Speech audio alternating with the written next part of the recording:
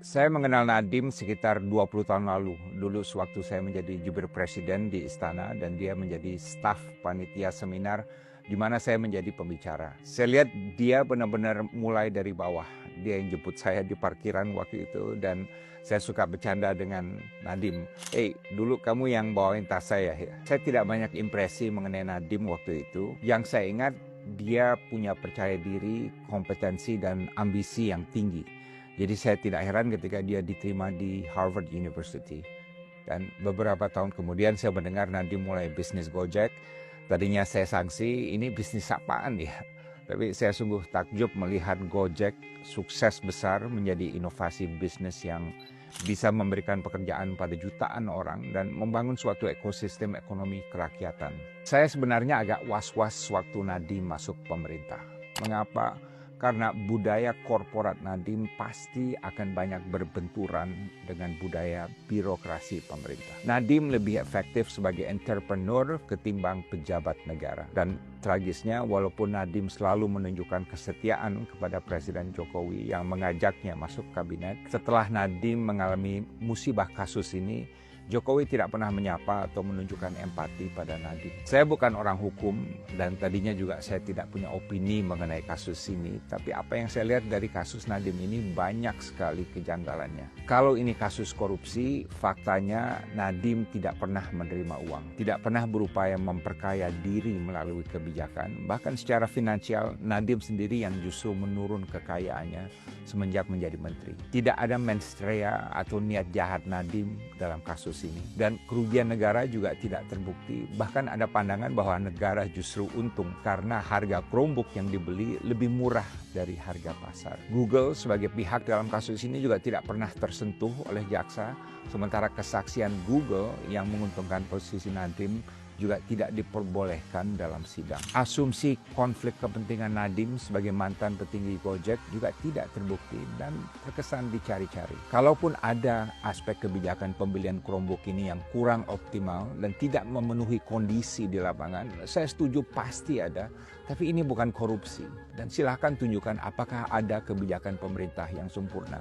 Apakah MBG, pajak, bea cukai, pertanian, energi, dan lain sebagainya. Sehingga kesimpulan saya, kasus ini terkesan lemah, rapuh, dan dipaksakan. It should never be a legal case in the first place. Standar dan metode pembuktian yang diterapkan jaksa sangat rendah. Sama dengan kasus Tom Lembong, sama dengan kasus Ira Puspa, sama dengan kasus IBAM, yang tidak pernah menerima uang dan tidak setuju juga dengan penggunaan Chromebook, tapi sekarang dituntut 22 tahun tanpa dasar yang jelas. Motivasinya apa? Wallahu a'lam. Bagi saya, yang saya khawatirkan adalah kasus ini menimbulkan banyak pertanyaan publik yang mengusik dan berdampak jauh. Bagi yang bertalenta, mereka akan bertanya, buat apa bergabung dengan pemerintah kalau nanti akan dinadimkan? Nadiem aja yang begitu besar jasanya bagi ekonomi kerakyatan yang dulu dielu-elukan oleh semua orang dan rela mengorbankan posisinya di Gojek untuk bantu pemerintah, kini dibegitukan. Dan anak muda yang sekarang gabung dengan Prabowo, jangan senang-senang dulu. Suatu hari Anda pun bisa kena bui karena keputusan yang Anda ambil. Seperti Nadiem, mereka akan bilang, I didn't sign up for this. Bagi diaspora seperti IBAM, pertanyaannya, buat apa kembali ke tanah air untuk berkarya, memenuhi himbauan pemerintah selama ini? Kalau IBAM yang juga tidak menerima uang sepeser pun bisa terancam masuk bui, buat apa pulang? Mereka akan bilang, I didn't sign up for this. Bagi yang idealis, mereka akan bertanya, buat apa kita terus berharap dan bermimpi indah untuk Indonesia? Kalau Nadiem dan IBAM yang juga sangat semangat untuk berbuat baik dengan segala kekurangan mereka, akhirnya juga tidak berdaya masuk penjara. Mereka akan bilang, I don't want to sign up for this. Dan bagi anak muda, buat apa kita peduli dan berikhtiar penuh semangat kalau ternyata akan senasib dengan Nadiem dan IBAM? Mereka juga akan bilang, I don't want to sign up for this. Dan bagi kita semua, buat apa kita mengaku negara hukum, tapi nyatanya yang ada adalah tirani hukum, di mana hukum bukan menjadi alat keadilan, tapi senjata untuk menzolimi orang-orang yang baik. Bagi pemerintah Prabowo Gibran, saya sependapat dengan Ferry Irwandi bahwa tantangan sejarah terbesar bagi Prabowo adalah reformasi hukum.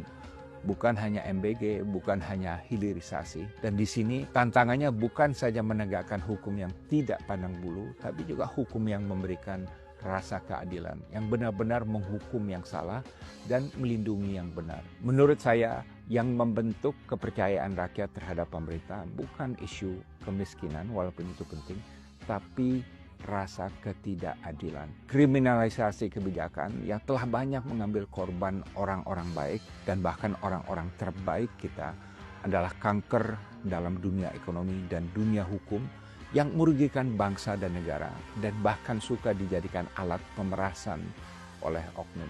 Karena itu saya himbau Presiden Prabowo urun rembuk dengan Menko Hukum Pak Yusril Iza Mahendra dan juga dengan Jaksa Agung untuk membuat suatu pedoman dan juklak yang jelas dan fair baik kepada kejaksaan dan juga kepada KPK untuk menentukan apa yang dimaksud dengan kerugian negara dan mengakhiri kriminalisasi kebijakan.